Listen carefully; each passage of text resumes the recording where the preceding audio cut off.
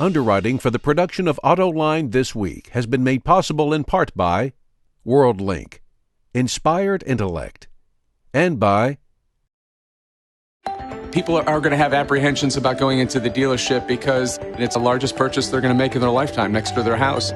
So they have to figure, can I afford this? TrueCar gets to the heart of the matter. Within 60 seconds, you're going to find out what the average customer is paying for that car.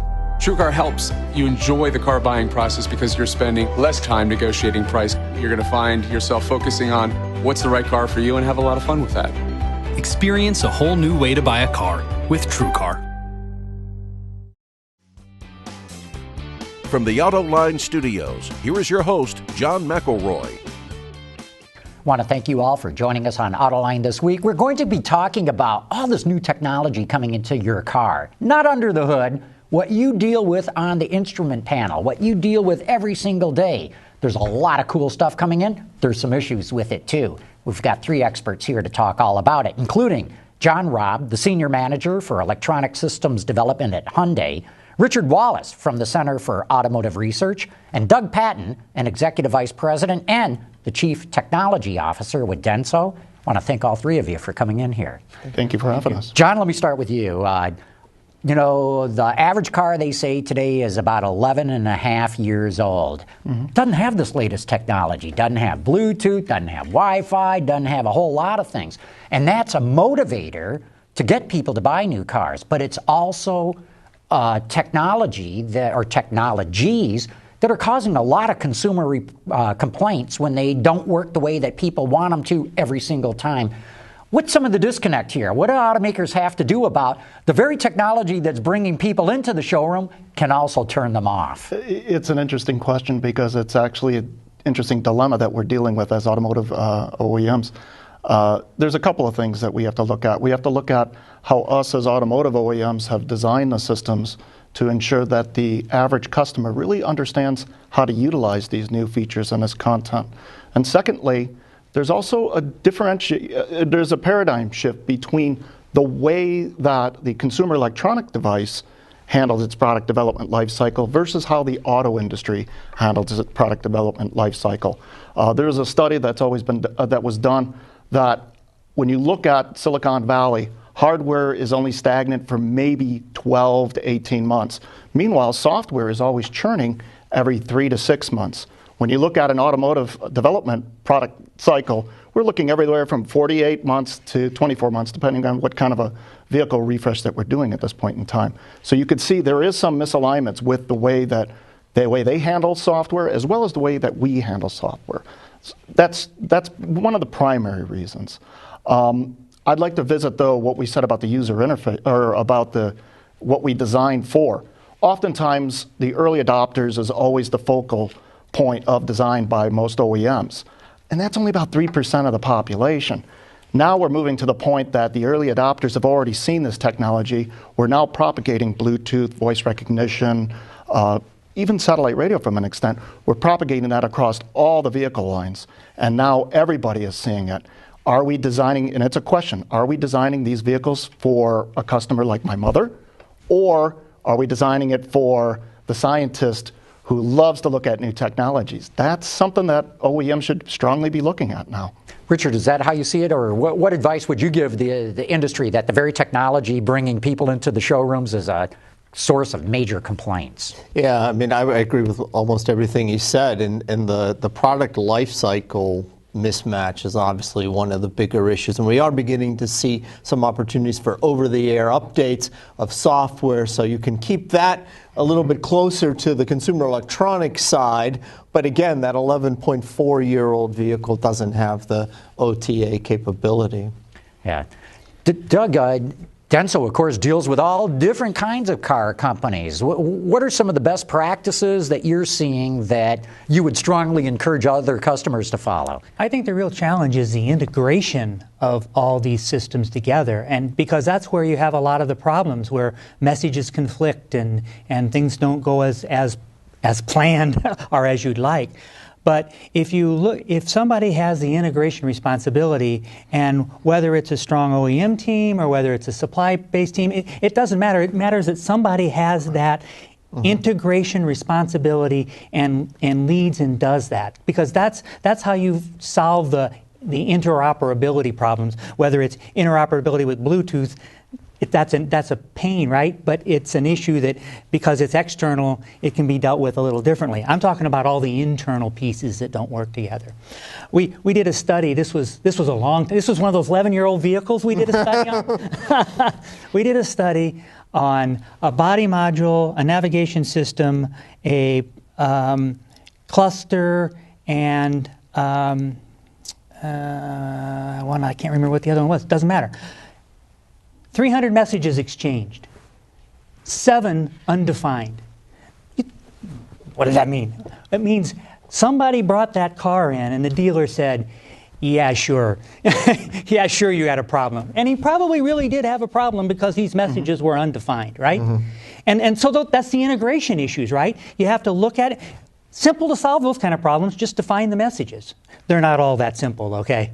But if you define the messages, there's not a problem. So these are the kind of things that we have to spend a lot more time on. And I would say that was 4 modules. There were 7 undefined messages. How many ECUs are in their vehicle today? Depending on which one. Yeah. Now it's probably 300 messages a second. Exactly right. John, going back to you, we're seeing new operating systems coming into cars, and we got 2 major players that have put their systems forward, Google and Apple. And what I find so interesting is Hyundai, and I got to believe other automakers, are putting both these systems into their cars. But talk a little bit about that. You know, first off, let's start off. How are Apple CarPlay and Android Auto going to solve, or are they going to solve some of these problems that we've been talking about? Well, it's going to help out. Is it going to solve all the answers? No, absolutely not, because different customer expectations are really what we're trying to solve here. Android Auto and Android Auto and Apple CarPlay are just a new set of features and content that we're really excited to see in our vehicles. What this allows us to do is truly, it allows us to take the cell phone, once again, more and more out of the customer's hands while they're driving. Essentially, what these 2 features are going to allow us is to take what you have on your smartphone, what the customers are demanding from their smartphone, and allow it to be safely integrated into the vehicle. We'll be able to display, address driver's distraction, we'll look at usability, and we'll ensure that this type of interface will be safe for the customer when they're doing their everyday task. We talked earlier about new feature content. We're going to be allowing the customers now, instead of spending the money on a high-end navigation system, which has a multitude of features, there's a market for that. But now customers are going to be able to utilize that navigation system that resides on that cell phone and use that in everyday driving. I can't tell you how many times I've been, and I see this mostly in California, where individuals will be driving and they got their smartphone and they're just using that map and taking that eyes off the road. That's something that is very important to us as automakers. We want to make sure that the customer has their hands on that steering wheel, keeping the eyes on the road, and building it into their day-to-day life. And John, I'd point out, there's a couple of very good reasons why an OEM like Hyundai would want to offer both of those systems inside of a new vehicle, and that is the customer base uses both roughly equally, and who would want to say we're only supporting those of you who are Apple diehards or Google aficionados? And those customers are already quite familiar and comfortable with the types of interfaces and HMI that Google Android provides or Apple iOS provides, and they're on that device a lot more than they're driving for the typical consumer who drives maybe 45 minutes, an hour a day. But the recent studies have shown people are spending multiple hours a day on their smart devices. So it makes perfect sense to offer both options. And yet, Doug, you talked about integration. Now you got to integrate 2 systems. I can't believe that's easier. Well, I can't tell you it's easier either. but I want to go on to a point here about the fact that familiarity, and that goes with driver distraction and those kind of things. If you're more familiar with what's going to come up, how it's going to come up, how you react to it, that's much better for keeping your eyes on your road and the hands on the wheel than it is if you're trying to figure out, I've never seen that screen before. How do I navigate through that? So I think there is a lot of value in doing that. It's not easier technically, though. Yeah. It does make more challenges. I get asked this question more than any other regarding infotainment. Why can't I just get in the car and have what's on my screen of my phone on the screen of the center console? Can that happen? Will that happen? Why isn't it happening? Well, it can happen. That's not a difficult technology from a technology standpoint. Right. But if you want to do that, so you're going to let them play movies on the center stack while you're driving down the road, and the driver's going to be watching the movie instead of driving.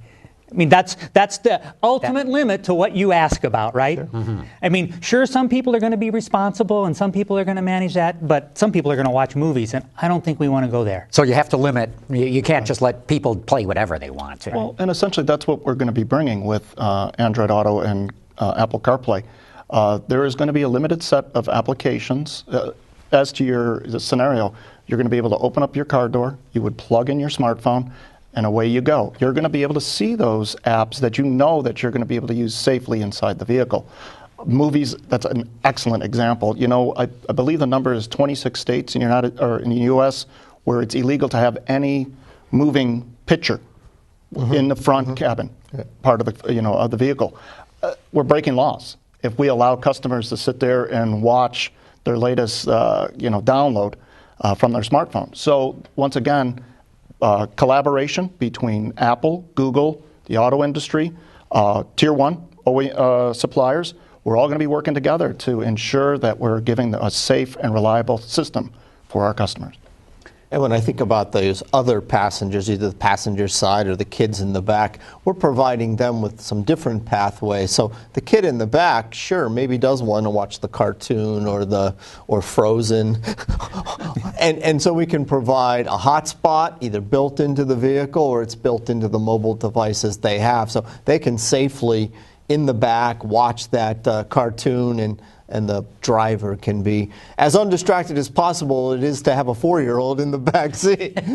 So the car's smart enough to know, hey, it's a backseat passenger that wants to do this. So no worries, we'll let them gain access to that. Yep.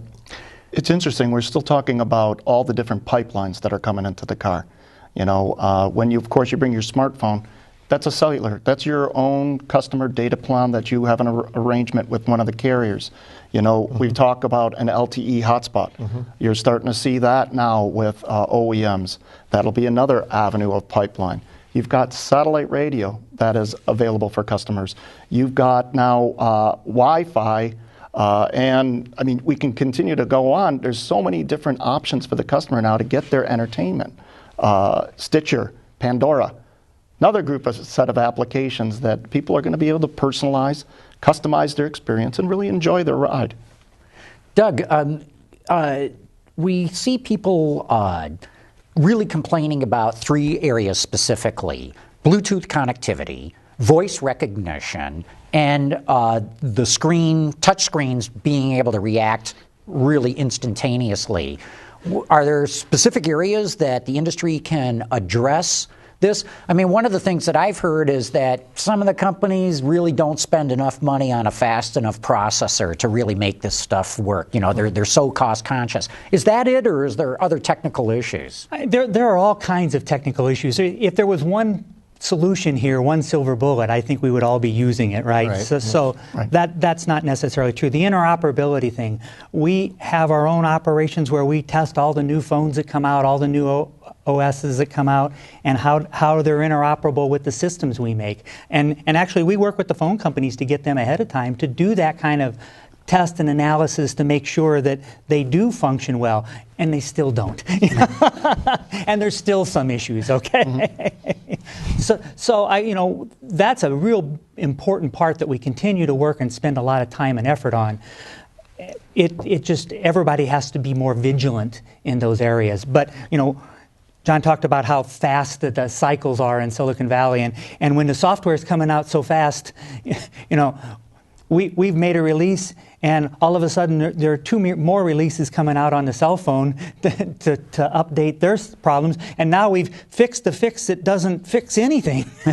Yeah, exactly. You had me there for a second, Doug, but I get it now. Do you think, Richard, though, part of it is some companies don't scrimp at all and they pay to have what it needs to get these things working right? Or what do you think it is? Because I test drive a lot of cars and I see a wide disparity between the different systems with the different automakers. Absolutely. I don't think it's the processing chips. There are some different chips out there with different capabilities, but more or less what we're doing is not the hugest bandwidth processing power compared to taking all the, let's say, optical or LiDAR imagery for an automated driving system. Now that is a huge processing task, but moving some bits around for music or voice is not the hugest challenge in the world. I tend to think that probably more of it's in the HMI development and how much effort they put into that. And Doug stressed that earlier is, is it a system that a user can easily understand, figure out? And I start to think about all the talk we hear now about future of car sharing and mobility as a service where I don't even own a car, even though I may use one every day. It just gets called when I need it. Well, if every one of those is from a different manufacturer with a different set of suppliers, and they've all done the things Doug talked about differently, that's a nightmare scenario. Every new vehicle, I'm figuring out how do I make this work? And I've already seen some apps and some betas come out where you have something on your phone that allows you to hit a button and it starts to move mirrors and seat positions and the like. But to do that for every make and model of vehicle out there, there's a huge challenge for you. John, Richard just said, it's not that big of a bandwidth issue moving these bits around. But you just said something interesting. You're going to get in the car and you're going to plug your phone in, i.e. you're not going to pair it through Bluetooth. No. Why the change? Because of limitations. It's funny because our experiences at Hyundai working with both the CarPlay and the Android Auto, we found that it's more of a reliability factor. Utilizing Bluetooth to perform that data input, it's not going to meet the customer's needs and the wants. So we've thought that and it's the first stage of this technology. It's something new. So we decided that it'd be better and more efficient if we plugged in the device. Another benefit you get with that, your phone gets to charge. I mean, for those of us who have done that. Not a trivial issue. For those of us that have been driving like that with the navigation on your cell phone, that really chews up your battery on your cell phone.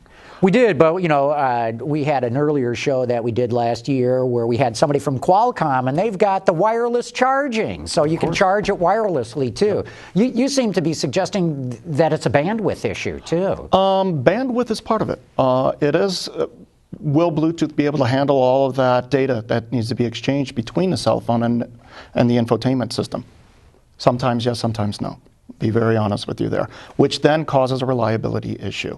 It goes back to your earlier question that you just said, how are we handling the reliability of our system? Why are we having problems when we're touching the screen?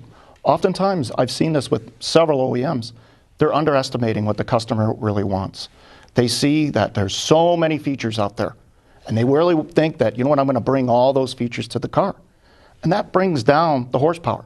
It really does bog down the system. OEMs need to spend a little bit more time focusing on what the really needs of the customer are. Stop looking at the early adopter. Look at that person who wants to go to the grocery store. Someone who is just going to their normal day of work. Not someone that, of course, is going to be flipping through all the podcasts, someone that's going to spend all their time focusing on, what's the latest technology they heard from 60 Minutes the night before. No. Realize who your customer is, who's buying your cars. And then you can build your system for that. You have to think about that, right? Those are the guys, the people who want all that stuff, they're willing to go that extra step to look for how to get to do that. And so you don't have to make that direct, right? I mean, because they're willing to go after that. It's the people that are just trying to go to the grocery store, as John said, right? That's what you need to have, something simple and something that'll meet their needs. And I think sometimes we sort of lose track of that because we want to make it great. I see that all the time, Doug. I mean, I think so many of these systems are developed in a cubicle, not in a moving car, where an engineer who intuitively knows everything about it because he or she are the ones who built and programmed it, and it works beautiful in the static display, but then you put it in the hands of the consumers going down the road, and this is one of the reasons I don't like touch screens, is I'm hitting the bump and I'm trying to hit the screen and I always hit the wrong button on it. So my question is, are you getting OEMs to come and say exactly what John's doing? Let's go for the mass market out there and not just the real techies who understand this. That's an education process. How's that? Okay. We've got to remember too, we're still at an initial stage of a lot of this technology, and it's going to be consistently changing. Imagine where we're going to be 5 years from now. Are we going to be talking about Android Auto and CarPlay? No, we'll be talking about the next item that we saw from a Star Trek episode that's going to be But in all sincerity, it's going to evolve. Cloud computing is something that I know we're going to be spending a lot of time over the next several years. We'll be looking at how do we use the resources from the cloud and help that with the vehicle as well. That'll offset some of those device architecture issues and dilemmas. Will that address, the Bluetooth? What we're having as an industry, troubles with that. A lot of that is education, trying to keep up with the cell phone industry. I'm using that example of iPhone with the iOS 8. They launched a wonderful new update that brought a significant amount of features to their apples, but it had a lot of issues. And they missed a lot of the feature content that they wanted to add. I mean, to this date, they've had over 6 upgrades over the last several months. Automotive industry, it's kind of a challenge to do that. And oftentimes, when you look at the cellular industry, they want to get their products out there because it is very competitive for them. They got to get the features, they got to get the content, and then they'll update it later on. So here we are from Bluetooth, trying to align our fixated architectures, our design, and trying to pair that, of course, with the moving target with the cell phone. As Doug highlighted, we've got new testing processes that we've adopted into the industry. We call it interoperability testing. What is that? That's me taking a look at 100 to 200 cell phones and said, does it operate with all my vehicles? And that is something that we're all dealing with right now. You raise a great point there too, is the consumer on the mobile device side. Every 18 months or so, they're thinking, all right, I'm going to replace this. So the onus is really on them to say, this might not be quite ready for prime time, but I got to get it out there because it's a lot better than what I had in my previous version, and I'm competing with in the marketplace. I can send some patches and fixes out next month, the month after that, but you got to be right there with new product to keep up there. Has a lot to do with the expectation of the consumer in consumer electronics versus automotive. Automotive, that's not acceptable. No. You can't push out a new software update. It doesn't work that way. So there's this big difference between the expectations of your cell phone and of your vehicle. And I'm not sure everybody consciously recognizes that. I mean, we recognize it, but do we really understand that doesn't work that way? I think there's some education there, too. Yeah, no, I'm sure you're right on that. Right. John, you mentioned just a minute ago that what are we going to be talking about 5 years from now? What are we going to be talking about 5 years from now? That is a great question. Well, let me throw one out to you. Here I'm a guy, and I'm sure you guys remember when there were 8 tracks in cars, and then there were cassette players. They're gone. And my understanding is CD players are on their way out. My question is the radio on the way out? Are we just going to stream stations? That is a great question. Once again, it'll be the reflection of what the customer really wants. At Hyundai, we're already building infotainment, our next generation infotainment system. We're removing the CD because we're starting to see that customers really aren't using that because of all the different options that they have. We believe that CarPlay, Android Auto are really going to bring a new set of music and entertainment to the vehicle that will make that CD even more obsolete.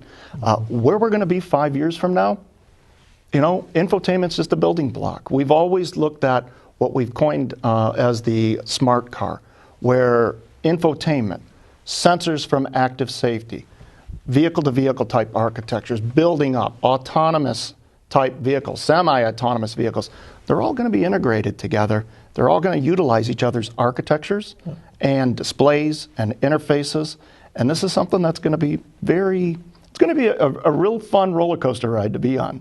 It's going to be interesting. And what is radio 5 years from now? Already, most stations have an internet stream of their signal. So even if FM broadcast goes away, I don't think it's 5 years, but at some point, it sort of still exists because you stream it just like you stream Sirius or things like that. Exactly. Content is king. But I think Content is king. you got to think about even broader than just what's going to be on your center stack. All right, I won't say radio. I'll say in your center stack. Right, it's what's going to be in the whole interior of the vehicle. And are we going to move to more heads-up display, larger windshield heads-up display, more vivid, better color, more information, Augmented reality. augmented reality. I think those are what you're going to see in the next 5 years. Also, to complement some of this shifting around of the data and the information, it's not going to be like you imagine it today. I think it's going to be a lot more literally visual and literally helping you keep, where do we start this conversation? Eyes on the road, hands on the wheel, right? Yep. That's right. With that, we're going to have to wrap this up. Very interesting discussion. And what I find so exciting is we're talking right around the corner. We're not talking decades away. Right. Yeah. So I want to thank you all. John Robb with Hyundai, Richard Wallace with the Center for Automotive Research, Doug Patton with Denso. Great in having you all on here. We're going to have you back before 5 years because I know this is going to move along. Tell us we were wrong. No. I think you guys are going to be right. And of course, I want to thank all of you for having tuned in.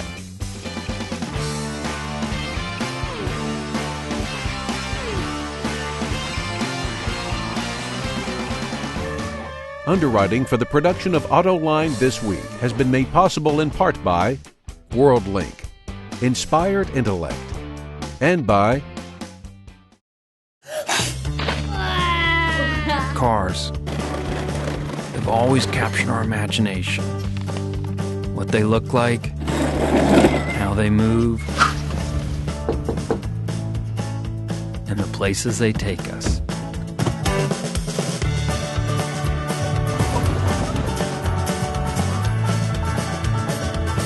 And because you've always loved them, you deserve to love the experience of buying them.